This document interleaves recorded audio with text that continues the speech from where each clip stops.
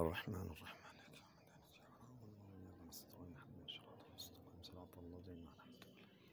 غیر المغضوب علیہم ولا الضالین قل هو الله احد الصمد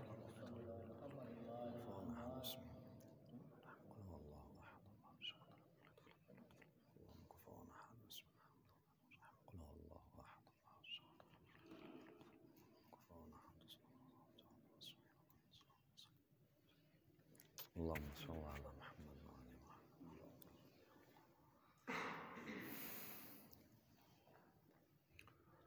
حسبنا الله نعم الوكيل نعم المولى ونعم النصير. أعوذ بالله من الشيطان اللعين الرجيم. بسم الله الرحمن الرحيم. الحمد لله رب العالمين وبه نستعين وهو خير ناصر ومعين. ثم الصلاة والسلام على أشرف الأنبياء والمرسلين سيدنا ونبينا وشفيع ذنوبنا وشفاء صدورنا مولانا أبي القاسم محمد وعلى أهل بيته الطيبين الطاهرين المعصومين الذين أذهب الله عنهم الرجس وطهرهم تطهيرا.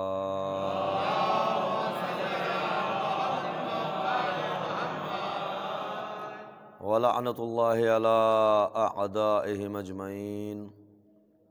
أما بعد فقد قال الله الحكيم في كتابه الكريم. بسم الله الرحمن الرحيم. إنما يريد الله ليذهب عنكم الرجس أهل البيت ويطهركم تطهيرا.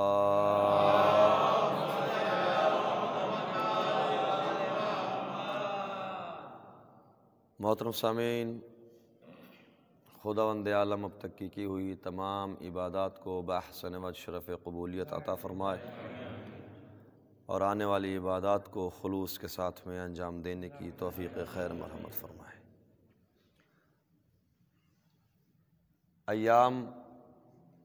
ایام ماہ ربیع الاول،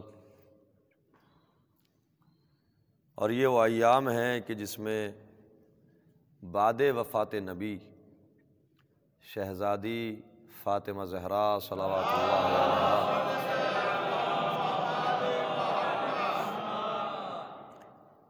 کے گھر پر اور اہل خانہ پر امت کے دلوں میں جو چھپے ہوئے کینے اور عداوتیں تھیں انہیں ظاہر ہونے کا موقع مل گیا. اسی لیے شہزادی اپنے بابا کے اوپر دن رات گریا کرتی تھیں.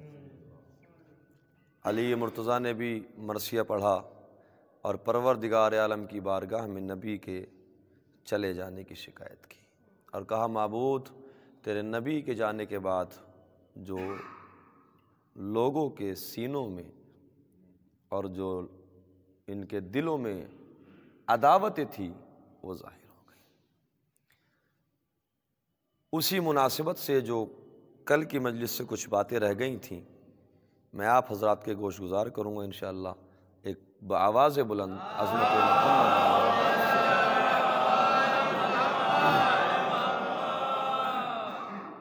میں نے کل کی مجلس کا اختتام تقریباً یہاں پہ کیا تھا کہ حضرت ابو الحسن کے گلے میں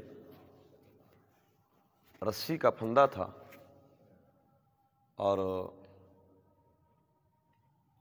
لوگ ان کو لے کر جا رہے تھے، جس پہ نبی کی بیٹی نے کہا کہ ابو الحسن کو چھوڑ دو. اسی موقع پر جناب سلمان فارسی اور حضرت ابو ذر غفاری کا میں نے تذکرہ کیا تھا کہ جب اس حالت میں حضرت امیر المومنین کو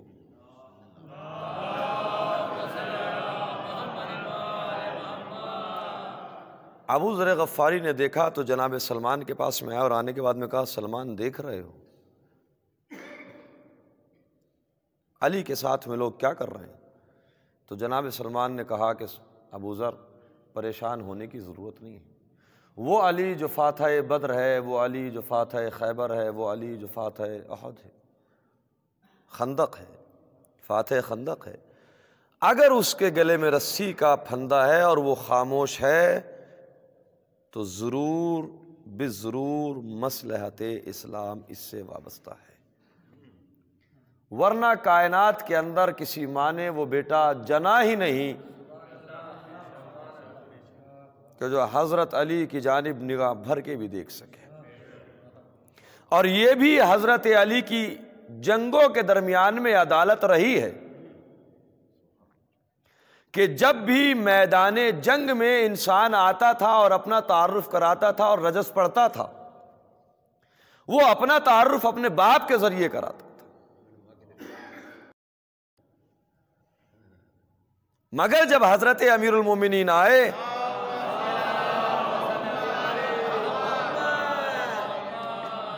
اور مرحب نے رجس پڑھا کہ انا الذی سمتنی امی مرحبا، تو مرحب کی جو پالنے والی تھی اس نے کہا تھا کہ دیکھو کوئی بھی آ جائے تم سب سے لڑنا مگر حیدر نام کے آدمی سے مت لڑنا۔ شرافت دیکھیے مولا کی، مولا چاہتے تو علی ابن ابی طالب، میں علی کا بیٹا ہوں، میں ابو طالب کا بیٹا ہوں، میں عمران کا بیٹا ہوں، میں حمزہ کے گھرانے سے ہوں جو اسد رسول اللہ ہے، مگر مولا نے وہی لفظ کہے جس سے اس کی دایا نے منع کیا تھا، اور کہا اگر تو وہ ہے کہ تیری ماں نے تیرا نام مرحب رکھا ہے تو انا الذی سمتنی امی حیدرا، تاکہ یہ اس کے ذہن میں آئے کہ ہاں میری ماں نے، میری دایا نے حیدر نام کے آدمی کے ساتھ لڑنے سے منع کیا تھا، اور اسے وہ آئے واپس چلا جائے۔ یہ شرافت ہے۔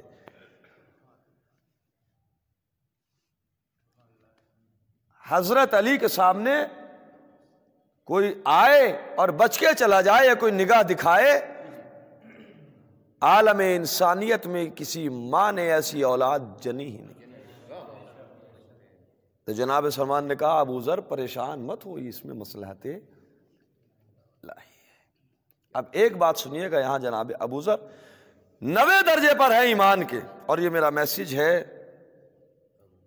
اور حضرت سلمان فارسی 10ویں درجے پر ہے۔ اللہ کے یہاں رزق کا احترام جتنا آپ کریں گے اللہ اتنا آپ کے رزق میں برکتیں عطا کرتا چلا جائے گا۔ ایک مثال بزرگ دیتے ہیں کہ ایک بادشاہ تھا، اس کے یہاں دن رات دولت میں اضافہ ہوتا چلا جا رہا تھا۔ بادشاہ نے کسی بزرگ سے کہا کہ میرے یہاں رزق بہت زیادہ ہے، میں چاہتا ہوں کہ پروردگار کچھ رزق کم کر دے۔ تو اس نے کہا کہ جب تم اپنے گھوڑے پر سوار ہوا کرو تو پرمل یا کھیلے لیا کرو اور انہیں پھونکتے ہوئے چلا کرو، جب یہ گریں گی توہین رزق ہوگا، اللہ رزق میں کمی کر دے گا۔ اس نے یہ کام کیا، مگر جیسے جیسے رزق گرتا چلا جاتا تھا وہ سواری سے اترتا تھا اور اسے اٹھاتا چلا جاتا تھا۔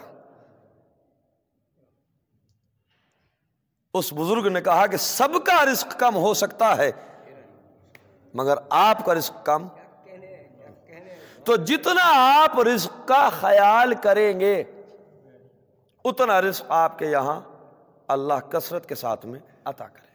اب عام طریقے سے ہم اپنے گھروں کی روٹین بتا رہا ہوں میں، آپ سوچئے ایسا ہے یا نہیں ہے، اور پھر جو میں بات بتانے کے لیے جا رہا ہوں اس پہ غور کیجیے گا۔ ہلکی سی روٹی جل گئی، اب شوہر نے سارے دن کا غصہ زوجہ محترمہ کے اوپر اتارنا شروع کر دیا، کہیں سے کچی رہ گئی، کہیں سے موٹی رہ گئی، یا ان کے مزاج کا پھلکا نہیں بنا، یہ آپ سوچیں پتہ نہیں مولانا کیا باتیں کر رہے ہیں، مگر جو میں بات آپ کو بتانے کے لیے جا رہا ہوں انشاءاللہ نتیجہ دوں گا تو آپ محظوظ ہوں گے۔ جناب سلمان فارسی نے دعوت کی حضرت ابو ذر غفاری کی،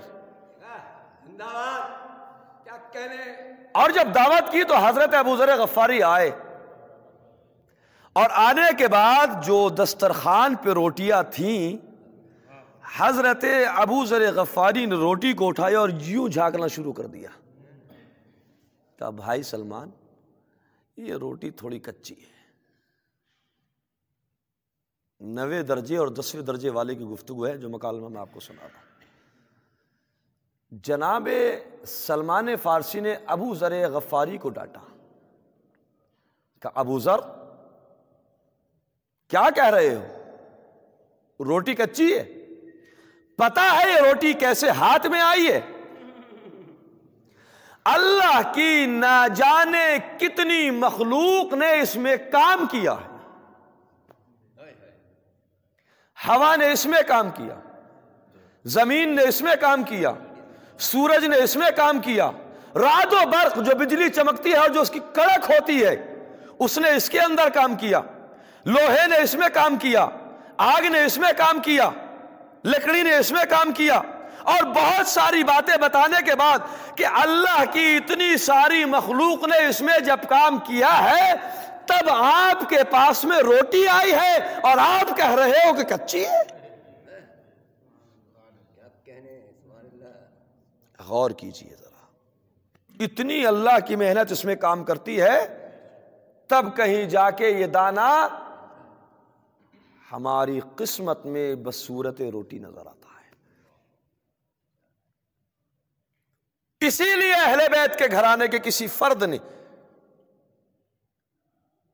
کبھی کھانے کے مسئلے کو لے کر کچھ شکوہ نہیں کیا.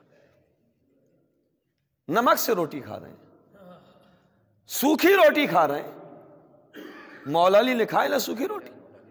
دسترخوان اب امام حسن لگ رہا ہے، ایک آیا مسافر آنے کے بعد میں کھانا بھی کھا رہا ہے اور روٹی بھی رکھ رہا ہے. امام حسن نے پوچھا بھائی کیا کر رہے ہو؟ کھانے میں کمی تھوڑی، جتنا مرضی ہو کھاؤ، کس کے لیے لے کر جا رہے ہو؟ کہا مسجد کے گوشے میں جو ایک بزرگ بیٹھا ہے میں نے دیکھا کہ وہ سوکھی روٹی کھا رہا ہے. کہا یہ اسی کا تو دسترخوان ہے. صلوات پڑھیں گے عظمت محمد والے میں.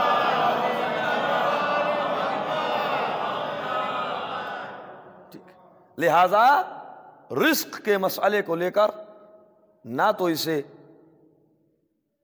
اسراف میں لائیے، نہ اسے بچ جائے سر چڑھا کے اگلے ٹائم کے لیے رکھیے. اس کا اسراف پتہ نہیں، جتنا ہم لوگ اپنے گھروں کے اندر یا شادیوں کے موقع پر کھانا ویران کر دیتے ہیں، کتنے لوگ فٹ پاتھ پہ بیٹھے ہوئے اگر انہیں کھانا مل جائے کتنی دل سے دعائیں نکلیں گی. عزیزان محترم، جتنا احترام ہو سکتا ہے اتنا احترام. اسی لیے روایات میں کہ جب کھانا کھائیں تو دسترخوان بچھا ہوا ہونا چاہیے اور اس پہ گرے ہوئے ذرات آپ اٹھا کے کھائیے. جسم کے جس حصے میں بھی درد ہے یہ ذرات شفا ہے اس کے لیے. ٹھیک ہے، یہاں تک بات ہو گئی. اب آئیے، مولا علی ہیں، گلے میں رسی کا پھندا ہے. جب خلافت حضرت علی کے پاس میں آئی تو شام کے اندر ایک اور صلوات پڑھ لیں محمد والے میں.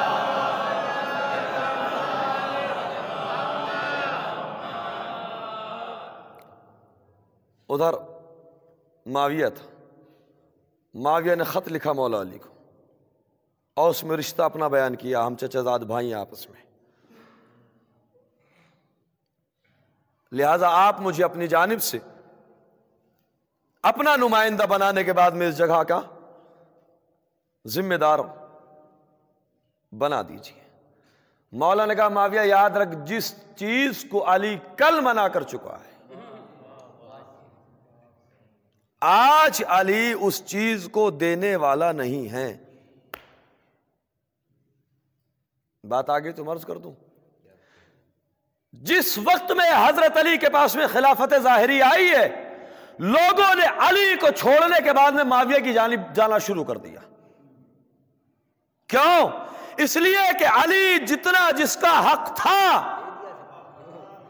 اتنا اس کو دیتے تھے، اور جب لوگ دولت کے چکر میں اور دولت کے لالچ میں معاویہ کی طرف بھاگے، علی کی عدالت کو قبول نہ کیا تو مولا کائنات نے پروردگار عالم کی بارگاہ میں ہاتھوں کو بلند کیا اور کہا معبود گواہ ہے نا، لوگ علی سے اس کے ظلم کی وجہ سے نہیں، علی کی عدالت کی وجہ سے فرار کر رہے ہیں، عدالت علی کی وجہ سے علی کو چھوڑ رہے ہیں۔ اسی لیے قتل علی فی محراب عبادتی لشدت عدلہ، علی کو قتل کیوں کیا گیا محراب عبادت میں؟ شدت عدل کی وجہ سے۔ اگر سگا بھی ہے تو جتنا حق ہے، جناب عقیل کا قصہ آپ کو معلوم ہے، سگے بھائی ہیں مگر جتنا حق تھا علی نے شہریہ بانٹا، وظیفہ بانٹا بیت المال سے، بہن کو بھی اتنا ہی دیا اور بہن کی جو کنیز تھی اسے بھی اتنا ہی دیا۔ جانے کے بعد اب جو دونوں لفافے کھولے برابر، اب ایک جملہ ہے اور پوری تاریخ مجھے آپ کے سامنے بیان کرنی ہے۔ بہن آئی بھائی کے پاس شکایت کے لیے، کہ بھائی یہ حبشے کی ہے، یہ کنیز ہے، یہ کالی ہوں، میں بنی ہاشم سے ہوں، سیدانی ہوں، آپ کی بہن ہوں، آپ نے اسے بھی اتنا دیا اور آپ نے مجھے بھی اتنا دیا۔ مولا علی جھکے اور جھکنے کے بعد دونوں ہاتھوں میں مٹی کو اٹھایا، بتا کون سی افضل ہے؟ دونوں برابر ہیں، کیا کہنے، زندہ باد، کون سی افضل ہے؟ یہ بھی مٹی ہے، یہ بھی مٹی ہے۔ اور اس کے بعد پھر مولا نے تاریخ ساز جملہ کہ میں نے اولاد اسحاق میں اور اولاد اسماعیل میں کوئی فرق نہیں پایا۔ کیا کہنے، سبحان اللہ صاحب، اولاد اسحاق میں اور اولاد اسماعیل میں کوئی فرق نہیں پایا۔ ایک کنیز کی اولاد ہے، ایک ملک اور رانی کی اولاد ہے۔ بات اگر واضح نہ ہوئی تو میں تھوڑی وضاحت کروں اس جملے کی۔ ایک صلوات پڑھیں محمد و آل محمد۔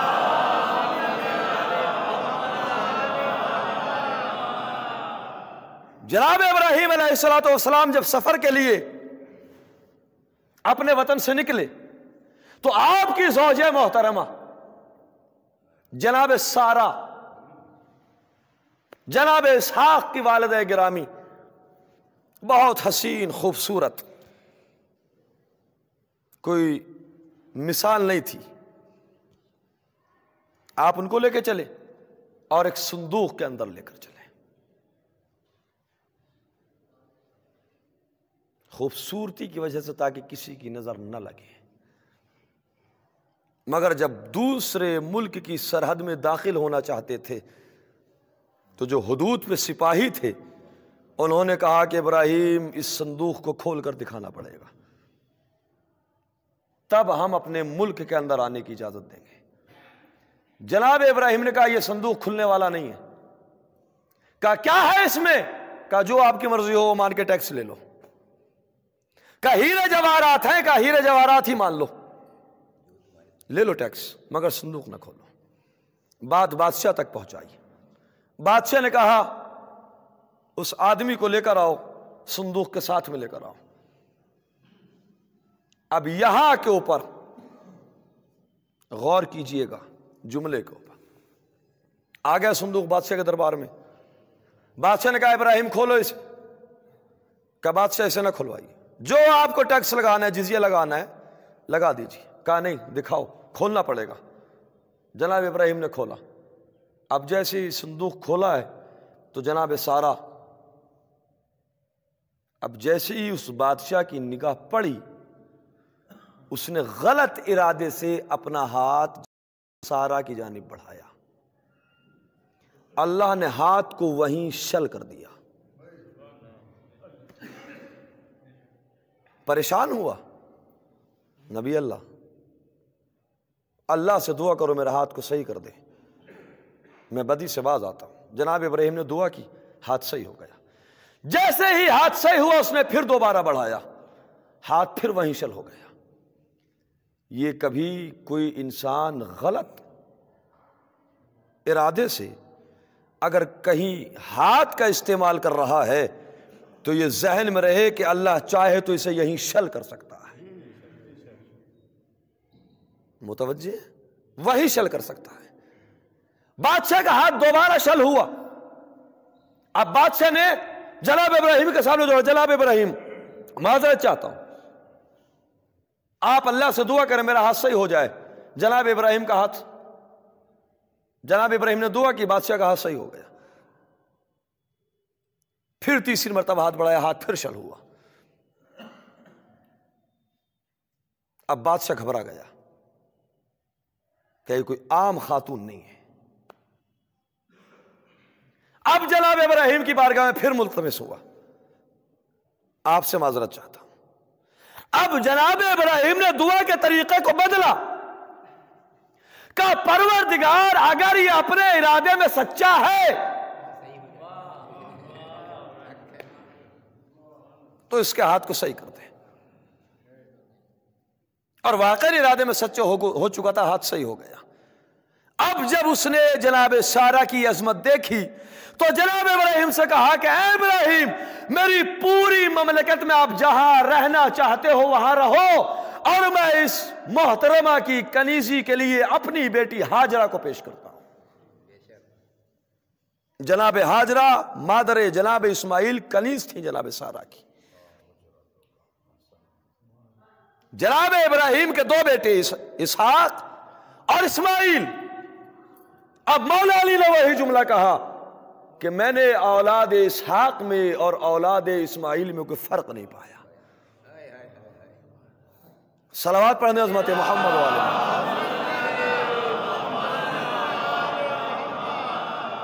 تو مولا نے کہا پروردگار گواہ رہنا, لوگ علی کو علی کی عدالت کی وجہ سے چھوڑ رہے, ظلم کی وجہ سے نہیں. معاویہ کو جب منع کر دیا, اب معاویہ نے دوسری چال چلی. علی وہ وقت بھول گئے جب مدینے میں تمہارے گلے میں رسی کا پھندا ڈالنے کے بعد میں کھینچا جا رہا تھا. مولا نے اس خط کا جواب لکھا, کہا معاویہ تیرا شکریہ. ہم جیسا آدمی ہوتا تو کیا کرتا؟ ہم جیسا آدمی ہوتا تو ریٹرن اسی انداز میں. مولا نے کہا معاویہ تیرا شکریہ, تو نے یہ جملہ لکھ کر اس بات کو ثابت کر دیا کہ علی مظلوم تھا. بے شک تو ظالم تھا. اللہ زندہ باد. اور جس نے علی کے گلے میں رسی کا پھندا ڈالا وہ ظالم تھا, اور ظالم کبھی بھی خلیفہ رسول نہیں ہو سکتا. اللہ اکبر.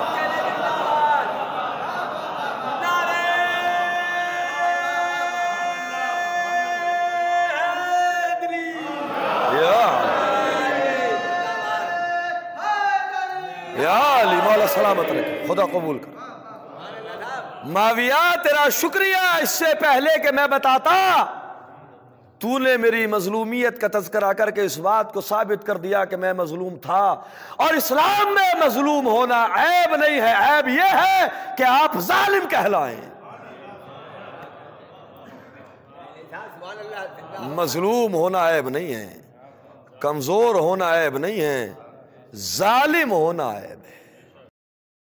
اور اس کے بعد علی نے اس موقع پر صبر کیا. ایک تو اس جملے سے کہ ظالم کبھی خلیفہ رسول نہیں ہو سکتا, پوری لائن کو کلیئر کر دیا. اب دوسرا جملہ, علی نے ایسے ماحول میں صبر کیا. اب آئیے قرآن مجید کی آیت, بسم اللہ الرحمن الرحیم. وَجَعَلْنَاهُمْ أَئِمَّةً يَهْدُونَ بِأَمْرِنَا لَمَّا صَبَرُوا. ہم نے ان لوگوں کو امام بنایا, اور امام کی کوالٹی یہ تھی کہ وہ ہادی تھے اور صابر تھے. مولا علی نے میدان میں مدینے میں صبر کر کے, اور امام حسین نے کربلا میں صبر کر کے اس بات کو ثابت کر دیا کہ امام ہم ہیں, خلیفہ رسول ہم ہیں. امام اللہ اسے بناتا ہے جو صابر ہوتا ہے، ظالم کو اللہ کبھی امام نہیں بناتا، ظالم کو اللہ کبھی نمائندہ خلیفہ، نمائندہ رسول نہیں بناتا۔ یہ ماحول ہے مدینے کا۔ مولا علی کے گلے میں رسی کا بندہ ہے۔ یہی وہ ایام چل رہے ہیں کہ جب ایک دن بنت رسول نے علی سے کہا، ابو الحسن میں نے سنا ہے کہ مدینے کے لوگ تمہیں سلام نہیں کرتے۔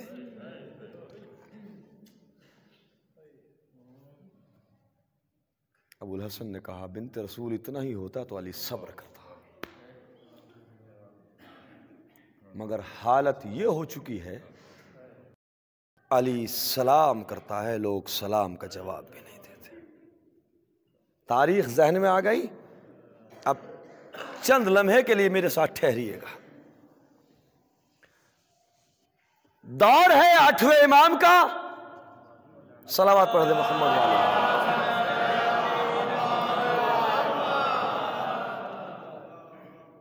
اور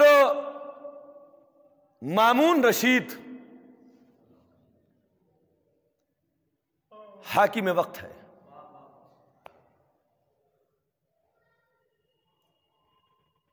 اس وقت میں علماء عراق اور علماء خراسان، ایران اور عراق کے علماء بادشاہ کے دربار میں ہیں، حاکم کے، مامون رشید کے۔ اور مامون رشید نے حضرت امام علی رضا علیہ السلام سے کہا،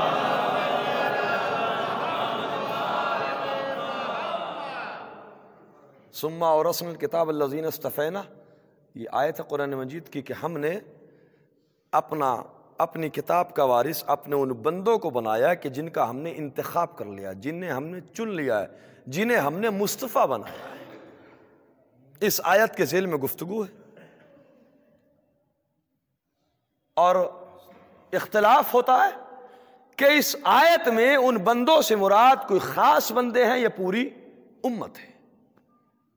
علماء عراق ایک سائیڈ میں، علماء خراسان دوسری سائیڈ میں، صدر مجلس کے اندر مامون رشید ہے اور امام علی رضا علیہ السلام۔ اب یہ مکالمہ ہو رہا ہے۔ امام نے کہا علماء دربار کیا کہنا چاہتے ہیں اس آیت کے متعلق؟ کہا کہ نہیں، اس سے پوری امت مراد ہے۔ امام نے کہا نہیں، اس سے عطرت محمد مراد ہے۔ اب یہاں امت میں اور عطرت میں مولا نے اس مکالمے کے اندر 12 فرق بیان کیے ہیں۔ امت کون ہے اور عطرت محمد کون ہے، پورا 12 فرقوں کا مکالمہ ہے۔ یہ کتاب عیون اخبار الرضا علیہ السلام، اس کے اندر یہ واقعہ موجود ہے، میرے لیپ ٹاپ میں پڑھی ہے، کسی بھائی کو چاہیے تو میں دے سکتا ہوں۔ اب مکالمہ ہو رہا ہے اور مولا فرق بیان کر رہے ہیں امت کا اور عطرت کا۔ امت اور عطرت کا فرق بیان کرتے کرتے کہ امت اور ہے، عطرت اور ہے، اب مولا اس منزل پہ آئے۔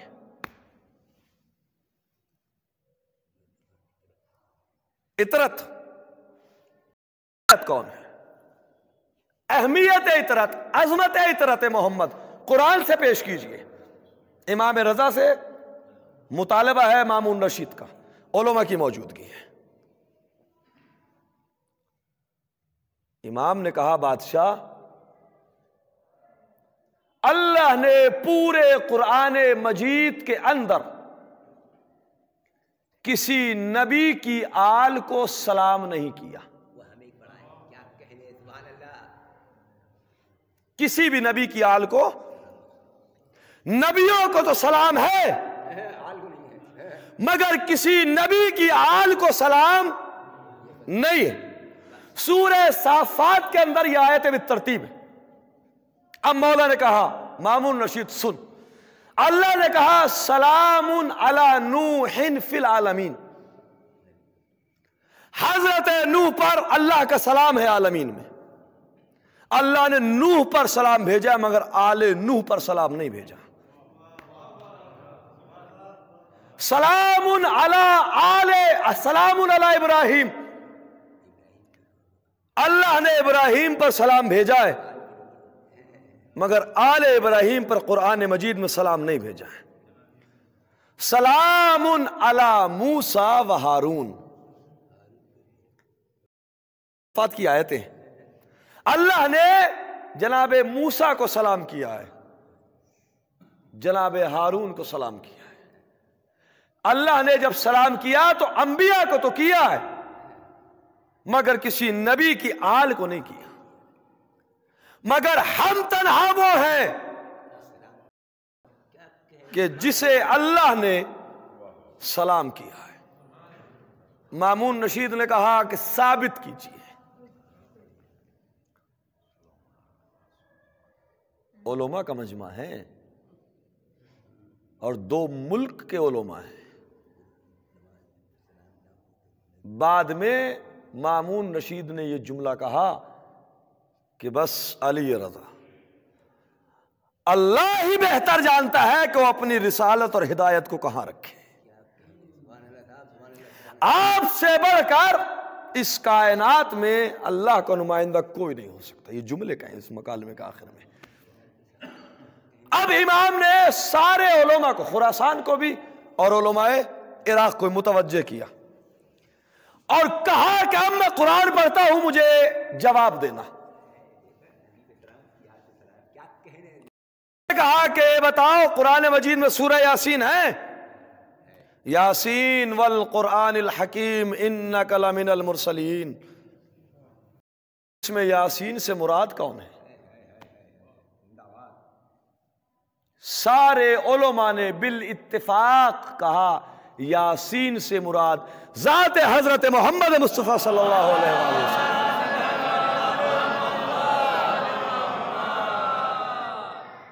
کون ہے؟ ذات حضرت محمد مصطفیٰ، نبی آخر مراد ہے۔ ٹھیک، کہا کوئی اشکال، کوئی شک، کوئی ڈاؤٹ، کوئی وہم؟ کہا کوئی بات نہیں، کلیئر، اس سے مراد حضرت محمد مصطفیٰ ہے۔ پھر امام نے فوراً کہا اگر اس سے مراد نبی ہے تو اللہ نے قرآن میں کہا سلام علی آل یاسین۔ بس سلام زندہ باد۔ صلوات پڑھتے عظمت محمد و آل محمد۔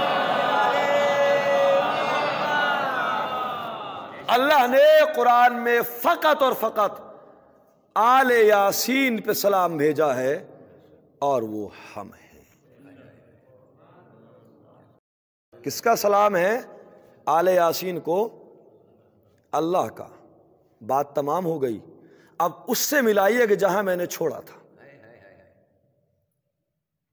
علی، میں نے سنا ہے کہ لوگ تمہیں سلام نہیں کرتے، میں فضیلت کا گوشہ بیان کرنے کے لیے جا رہا ہوں۔ میں ہاتھوں کو جوڑنے کے بعد کی بارگاہ میں عرض کروں گا، بنت رسول آپ پریشان کیوں ہو رہی ہیں؟ آپ گھبرا کیوں رہی ہیں؟ آپ اس سے نالا کیوں ہیں؟ ارے مدینے کے منافق جسے سلام نہ کرے وہ اور ہوتا ہے، اللہ جسے سلام کرے اور ہوتے ہیں۔ کیا بات، کیا کہنے۔ نہیں صاحب، بے شک۔ صلوات پڑھتے عظمت محمد و آل محمد۔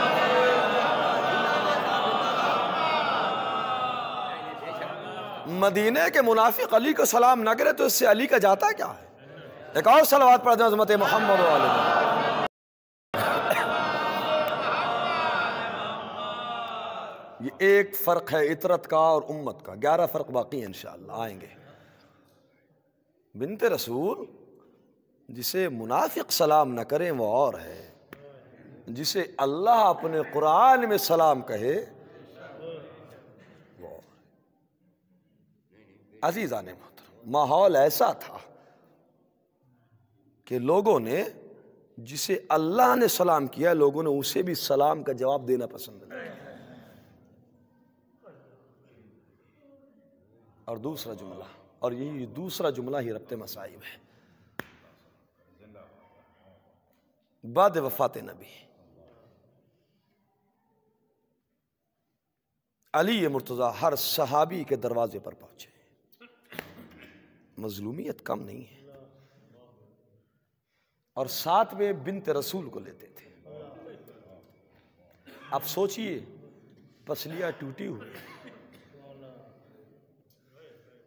مگر ولایت علی کے مسئلے کو شہزادی نے بہت زبردست طریقے سے بیان کیا، اور بنت رسول کو کیوں لے کے جاتے تھے؟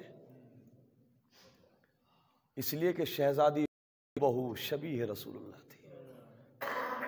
علماء نے یہاں تک لکھا کہ شہزادی کا چلنا اور چلتے میں داہنی جانب جھکنا اور بائیں جانب جھکنا، جو آدمی چلتا نا، یہ بھی وہ تھا کہ جو پیغمبر سے مشابہ تھا۔ علی یوں لے کے جاتے تھے بنت رسول کے، جب صحابی بنت رسول کو دیکھیں گے تو نبی یاد آئیں گے، اور جانے کے بعد علی مرتضیٰ کہتے تھے تم نے فلاں کے ہاتھ کر لی، کیا تم غدیر کو بھول گئے؟ کیا غدیر کے اندر نبی مصطفیٰ نے میری ولایت کا اعلان نہیں کیا تھا؟ کیا مجھے مولا نہیں بنایا تھا؟ کیا مجھے حاکم نہیں بنایا تھا؟ علی کیا کرے، دل تو تمہارے ساتھ ہے، مگر اس کی تلوار، اس کا درہ گردن پہ تیار رہتا ہے۔ حالات ہو گئے تھے ایسے کہ لوگ جان میں بھی علی کا ساتھ نہیں دے، حق پہ سمجھتے ہوئے۔ یہی وہ مصیبتیں تھیں، اور شب کے سناٹے میں جاتے تھے۔ صحابی کہتے تھے علی کیا کریں، اتنی مظلومہ اور اتنے مظلوم ہو گئے تھے علی مدینے میں۔ کوئی دن بعد وفات نبی بی بی پہ ایسا نہیں آیا کہ جو نئی مظلومیت کے ساتھ میں ظاہر نہ ہوا۔ انہی بات رسول رہ رہ کے گریا کرتی تھی، بابا ابھی تو آپ کا کفن بھی میلا نہیں ہوا،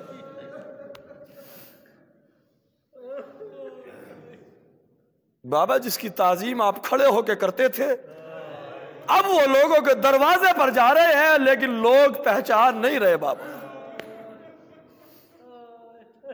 دن میں روتی تھی بنت رسول، رات کو گریا کرتی تھی۔ مدینے والوں نے شکایت کی،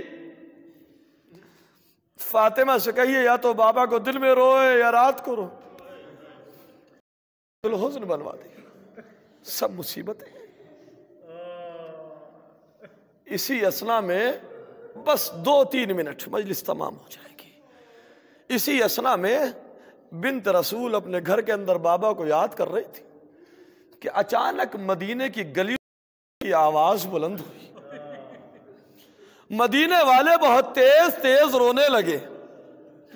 جناب فاطمہ زہرا نے کہا اما فضا ذرا دیکھیے تو صحیح، یہ باہر لوگ کیا رو رہے ہیں، ان کے رونے کی آواز بہت زیادہ بلند ہو گئی۔ جناب فضا باہر آئی، آنے کے بعد دیکھا کہ مدینے کے لوگ دروازوں سے نکل نکل کے رو رہے۔ پوچھا وجہ کیا ہے؟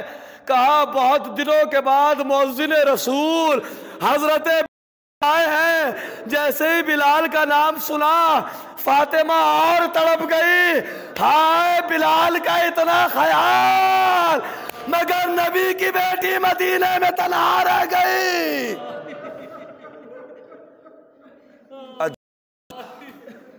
اور کتنی مصیبتیں فاطمہ پہ ٹوٹتی، مصیبتوں کے پہاڑ ڈھائے گئے شہزادی پہ۔ جب بلال آنے لگے، جناب فضا نے آ کے بنت رسول سے کہا کہ بلال آئے، تو فاطمہ زہرا نے کہا ذرا بلال سے کہو کہ ہم سے آ کر ملے۔ بلال آئے، کہا بلال آپ نے بھی ہمیں فراموش کر دیا، آپ بھی ہمیں بھول گئے، امت نے تو ہم پہ اتنے ظلم کیے، آپ نے بھی فراموش کر دیا۔ کہا بی بی کیا ہوا؟ کہ بلال ہمارے گھر پہ آگ اور لکڑیاں جمع کی گئی، ہمارے دروازے کو آگ لگائی گئی، میرا محسن شہید ہو گیا، علی کے گلے میں رسی کا پھندا ڈالا گیا۔ بلال نے کہا شہزادی ہمیں معلوم نہیں، ورنہ ہم ضرور آپ کے پاس میں عیادت کے لیے آتے۔ بلال بہت دنوں بعد آئے، آج ذرا بابا کی آذان سنا دو۔ بلال نے کہا شہزادی حکم ہے آپ کا، حکم ہے، میں آپ کو آذان سناتا ہوں۔ بلال مسجد نبوی میں آئے، بلال نے اللہ اکبر کہا، فاطمہ کے ذہن میں بابا کا منظر یاد آ گیا، مدینے کا ماحول یاد آ گیا کہ جب آذان ہوتی تھی نبی اپنے گھر سے چلتے تھے، در فاطمہ پہ ٹھہر کے سلام کرتے تھے۔ بی بی کو اپنی مظلومیت یاد آ گئی، بلال نے اشہد ان لا الہ الا اللہ کہا، بی بی کو اور مدینے کی رونق یاد آ گئی۔ بلال نے جیسے ہی اشہد ان محمد رسول اللہ کہا، فاطمہ کو بابا یاد آئے، فاطمہ غش کر گئی، فضا آئے بلال، ارے اذان کو روک دے، فاطمہ غش کر گئی۔ اجرکم اللہ۔ بلال نے اذان کو روکا، فاطمہ کو غصے افاقہ ہوا، بی بی فضا نے پانی چھڑکا، کہا بی بی یہ تو مدینہ ہے، آپ کے بابا کا وطن ہے، آپ کے بابا کا نام عزت سے آذان میں لیا جا رہا ہے، ارے آپ غش کر گئی، ارے فاطمہ ذرا بعد عصر عاشور کوفہ و شام کا بازار، ارے منادی کی ندا، ارے یہ زینب ام کلثوم، یہ نبی کی نواسیاں، یہ علی کی بیٹیاں، یہ فاطمہ کی نور نظر، بی بی اس وقت زندہ ہوتی تو کیا حال ہوتا۔ الا لعنت اللہ علی القوم الظالمین وسیعلم الذین ظلموا ایام ماتم حسین۔